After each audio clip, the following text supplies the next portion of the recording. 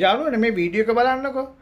ගෙවීම් කරන්න තුනහම U-turn එකක් නැවත කරනවා කියන්නේ අංශක 180ට U-turn එක හරවනවා කියන්නේම මෙහෙම තියෙන එක මෙහෙම වෙනවා කියන්නේ සම්පූර්ණයෙන්ම පුදුම සහගතයි. ගෙවීම් නොකළොත් තමන්ට කඩේ යනවා නම් ඒ අදාළ පුද්ගලයාට ගෙවීම් කරන්නම ඕනේ. ගෙවීම් නොකළොත් වෙන්නේ මෙන්න මේ වගේ දේවල්. අහලා බලන්නකෝ මේ වීඩියෝ එක.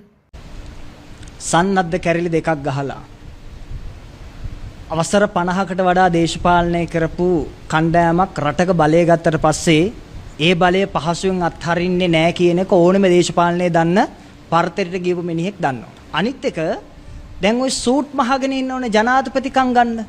නියත ජනාධිපතිවරු ඉන්නවා. සමහර මාධ්‍ය මුදලාලිලා ජනාධිපතිකම් කරන්න බලාගෙන ඉන්නවා. ගෝඨාභය රාජපක්ෂ මහත්තයා යකාට යනකොට පිටිපස්සේ ඉඳගෙන තමන්ගේ ව්‍යාපාර ශක්තිමත් කරගත්තු මිනිස්සු තමන්ගේ විනෝදාංශය බවට දැන් පත් කරගෙන තියෙන රටේ බලයත් පත් කරගන්න. ඒ වෙන මොකටවත් නෙවෙයි. ඒ ඔවුන්ගේ ව්‍යාපාර වර්ණ ගන්ව ගන්න. අනිත් එක නාමා රාජපක්ෂ මහත්තයා ওই ජනාධිපති පුත්තු මහින්ද රාජපක්ෂ මහත්තයා 2009 ජනාධිපති බවට පත් වුණාට පස්සේ අමාත්‍යංශ 5ක් කරගෙන කටයුතු කරා. අපේ උතුම් දලදා වහන්සේ ඉස්සරහා රේස් පැදලා දන්දාතුන් වහන්සේට අපහාස කළා.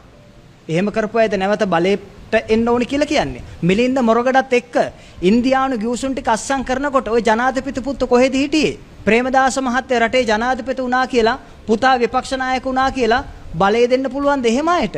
13 වෙනි ව්‍යවස්ථා සංශෝධනයේ පූර්ණ වශයෙන් බලාත්මක කරන්න ඕන කියලා. සමගි ජන බලවේගයේ නිල ස්ථාවරයේ තියනවා කියලා මුජබර්ලා හර්ෂද සිල්ලලා මාධ්‍යයට ඇවිල්ලා ප්‍රකාශ කරද්දි සිංහල බෞද්ධ මිනිස්සු කොහොමද උන්ට බලය දෙන්නේ? කොහොමද සිංහල බෞද්ධ සමගි ජන බලවේගය වෙනුවෙන් පෙනී ඉන්නේ?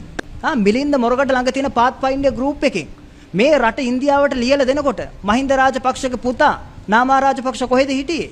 මහත්තයෝ මේ අපි මැරිලා ඉපදිලා නැහැ. අපි මේ රටේ ඇස්කම් අරගෙන මේ වෙන දේවල් දිහා සංවේදීව බලාගෙන හිටපු අය.